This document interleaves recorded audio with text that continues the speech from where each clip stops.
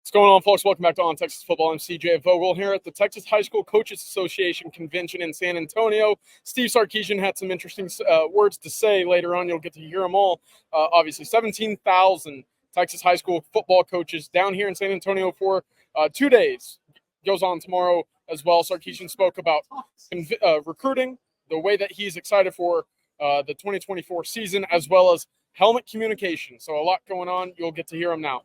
Well, I think some of that varies to the style of offense.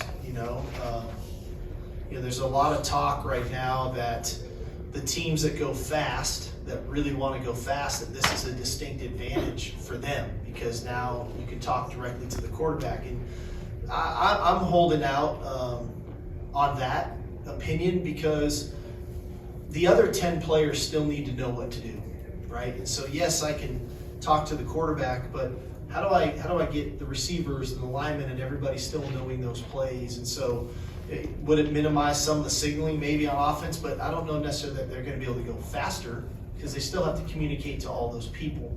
I do think it is, and for a team like us who's very multiple personnel groupings, formations, motion shifts, sometimes we go fast, sometimes we huddle, sometimes we're somewhere in between. It does allow us to be a little bit more efficient to decide what tempo that we're going to operate in or what personnel grouping that we're going to. Why I like it, having spent some time in the NFL and call plays in the NFL, is that you can really communicate with the quarterback, and sometimes just voice inflection from the coach helps the quarterback understand the importance of something in a play. It does allow you to give some subtle tips and reminders, and it maybe not always be for the quarterback. It may be for the running back or the right guard, whoever that is. But I also think there's a real challenge defensively because just to think that one player on defense has a headset in, you still have to get, like I said, get that call to all 11 players on the field. And if a team's going with tempo, that's going to be difficult to do. So I just don't think we can solely rely on the helmet to, coach the player communication, that's the end all be all. We still have to have our mechanisms in place to communicate with all 11 players that are on the field, whether that's signaling, whether that's the signals on field once the player gets that call. But that's probably the challenge, and it's going to be a little bit of a work in progress because the college game is drastically different than the NFL. The NFL, everybody huddles, until 2 minutes and guys start going no huddle. In college football, there's a lot more no huddle aspects to what teams do, and so the play caller is, especially defensively, is going to have to really be on point. Is the team trying to go fast or not? And I think it's important that the play caller doesn't panic, that we show a lot of composure as a coaching staff to get our players the call in a timely fashion, but let's not be too quick to jump to a conclusion that they're necessarily going fast. And so there's layers to this thing that we work through in spring ball, but that we're going to have to continue to work through in training camp and really the first few weeks of the season. Kurt Bowles from the Houston Chronicle. Still doesn't ring a bell. Imagine how we feel. Taking me a while too. I'm waiting for the first time you make a mistake. So. Why does there have to be one? No. Your pick second behind Georgia in the preseason media poll. Mean anything to you? Flattering? You take confidence in that? I always do this exercise with the team, and I'll do it with them again, and I'll show the preseason poll, and I'll show the preseason all SEC team, and I'll probably show 4 or 5 headlines of articles of how great we're supposed to be, and then I'll probably show another 7 or 8 articles or headlines or quotes from Coach Saban saying we're not going to run the SEC, just as a reminder that people's opinions of us before we ever even play a game really don't matter. What we do is what matters. And so, do I think we have a pretty good team? Sure, I do. And I didn't shy away from that at media days. But at the end of the day, it's not about what other people think. It's not about what we say we're going to do. It's about our actions. It's about the way we actually perform, and that's going to be our focus. But so it just kind of is what it is. I think it's great for college football. I'll say that. I love preseason polls. I love preseason all-conference teams and all-American teams because it gives the college football fan and the pundits stuff to talk about. And it keeps college football at the forefront of what's going on. And like I said, I think our sport is at an all-time high from a popularity standpoint. And part of that is some of this preseason stuff. Part of it is media days and things of that nature. So I do like that. Where we fall really is irrelevant. We have to go play the games, and we have to perform, and we have to work through the adversity that we get faced with, and we got to rely on depth, and we got to continue to develop our players as the season goes on. We got to keep working on our culture, and we got to make sure that we have the right mental intensity, the right mental fortitude week in and week out to perform to the best of our ability. Yeah, I was going to ask you to follow up. Like 2009, Texas was in the national championship game and went 5-7 the next year. So you just mentioned the mental side. Is that something you're going to have to stress even more than usual because you're coming off such a great year? Well, I think, I think from where we were as a program over the last decade to where we got to last season, I think we still have a really hungry football team. And I think we got a taste of what it can, being in a playoff tastes like. But I also think the way it ended left a pretty bad taste in our mouth. And so I think we've got a very hungry football team that wants to get back. And they've shown me nothing but the right type of work ethic, the right type of mindset throughout the entire offseason, throughout this summer, that I'm not too concerned with complacency. That we've got a hungry team. It's competitive. It's tough. It's tough-minded.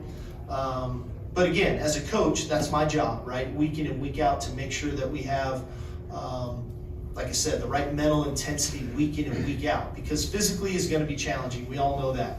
But the mental side is something that we can control, and I think that's something that we take a lot of pride in as a staff, myself included, to try to put our players in the right frame of mind from a preparation standpoint.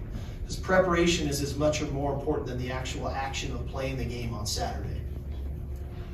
Jeff Longhorns 24/7. Sark, you lost some special assistants from last year and had some people in support roles move on. Just wondering whether it was Scotty Hazelton or some of those special assistants, or Chris Gilbert coming back, or Bill Reese coming in. What were you looking for in those specific roles? What led you to hiring the guys you hired, and the ability now to have more coaches actually coach in practice? How much did that impact who you wanted to add in those support roles? Yeah, I just try to be.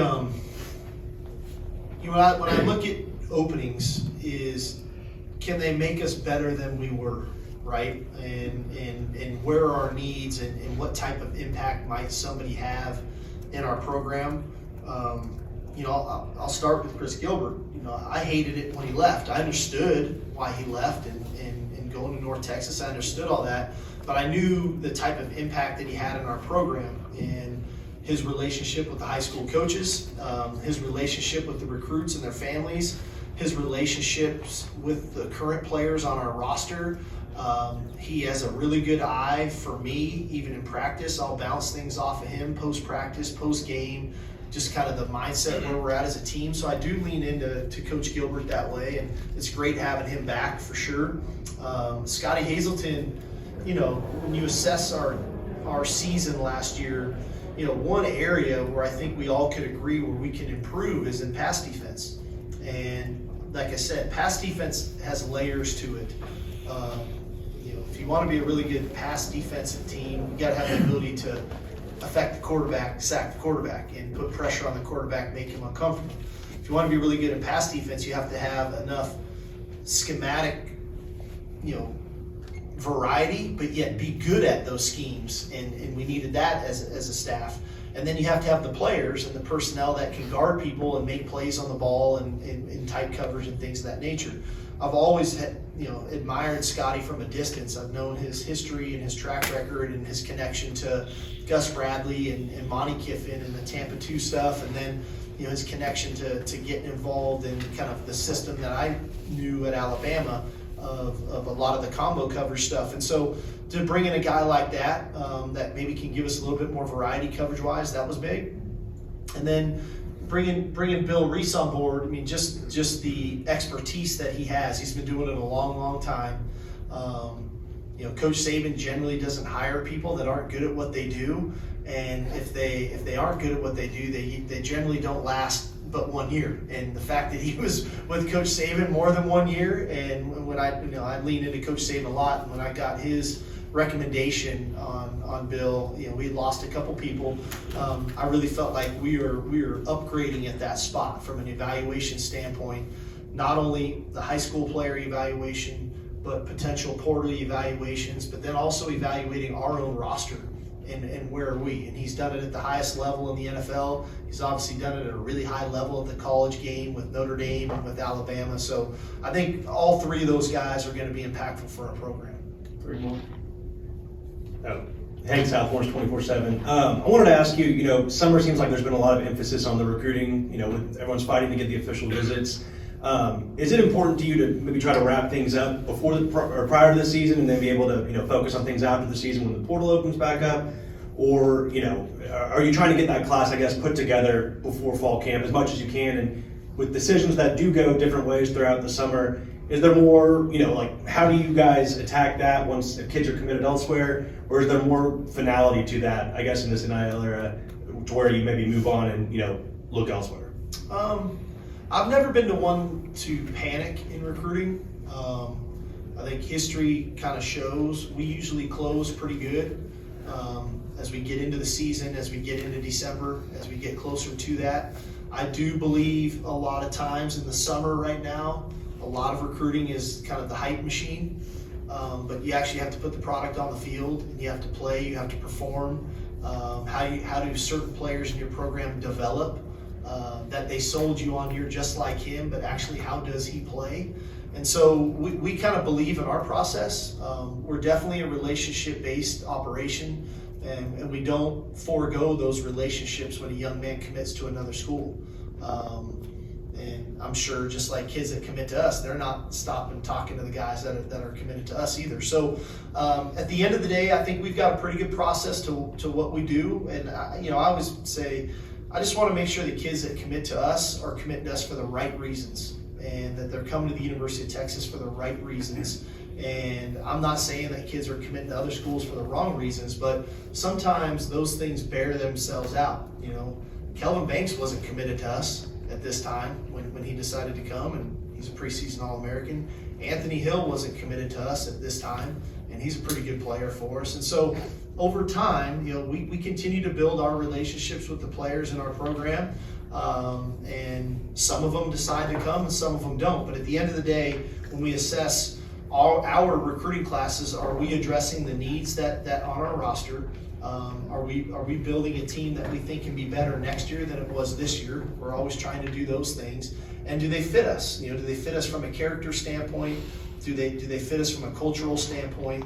And are they going to be somebody that comes onto our team and enhances our culture? Or are they going to be an anchor that we have to keep yanking along? And so it's not always about the number of stars they have. It's about, do they fit what we're about? And so, again, to go back to my very first statement, I'm generally not one to panic in recruiting, especially in the middle of June and July.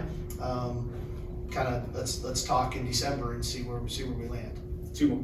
Josh Newman from LoneStarLive.com. Steve, as the particulars of House versus NCAA continue towards being finalized, or at least go before a judge, have you been given any indication of what a roster cap might look like? And short of that, do you have an opinion at this point? No, we really haven't. I think there's the powers that be are working themselves through that, and there's a lot of things on the table of what that's going to look like, from roster cap to revenue sharing and how that's going to look.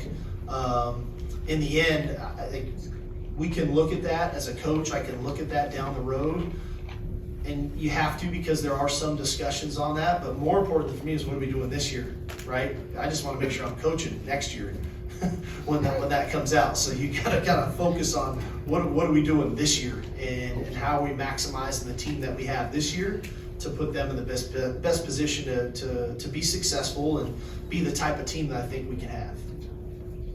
Coach Mike Roach from 24/7 Sports. It feels like the recruiting calendar keeps moving earlier in the year. I know this year they introduced contacting underclassmen in June now, and pushing for summer signing day. There's been some talk about that. Just wanted to get your take on what do you see as those scenarios? Are they an advantage? Are they, what are the pros and cons, and what are your personal thoughts on them? Yeah, I think the visits with the juniors on campus that they're proposing now for January, as well as in spring recruiting, are a positive, because so many kids now are taking official visits in the summer. And it's hard to identify a personality of a kid if you've never met mom and dad and had a real conversation and a real sit down and had some discussions with them. Because at the end of the day, these kids are committing very early, like we touched on. And how do you know? How do you know them? Because at the end of the day, we're held to the standard of who they are when we get them, right? And so if you don't get to know the parents, because generally speaking, the apple doesn't fall very far from the tree. And so you got to get to know the parents, you got to get to know the young men, you got to be able to spend time, you got to be able to have those dialogues with them, so that when you do get them on campus, hopefully they fit your culture and what you're about. I'm a little, quite frankly, hesitant on the summer signing period, because I think you learn a lot about players in their senior year. We continue to evaluate the tape into the senior season. Football, we're not, our sport development is so critical from 9th grade, 10th grade, 11th grade, 12th grade, and then when we get them, that development, right, for the NFL. And so, we're sometimes passing judgment on kids coming off of a junior year, and sometimes even in his junior year, maybe he was injured. And so how do you pull all that together? I think there's an avenue that we can get done. I kind of like the calendar that we're having this year, with that signing period in early December, and then get into the portal, because I still think we're protecting the high school player, which I think last year the high school player was not protected, where the signing date was in the middle of December and the portal opened, and some schools were dropping high school kids because they were taking the portal kid. I think now we're still protecting the high school kid in early December, and then we can get ourselves into the portal. But I think I'm a little bit more hesitant maybe than others to have a signing date in summer, when you're not even giving some kids a chance to play their senior year of high school football.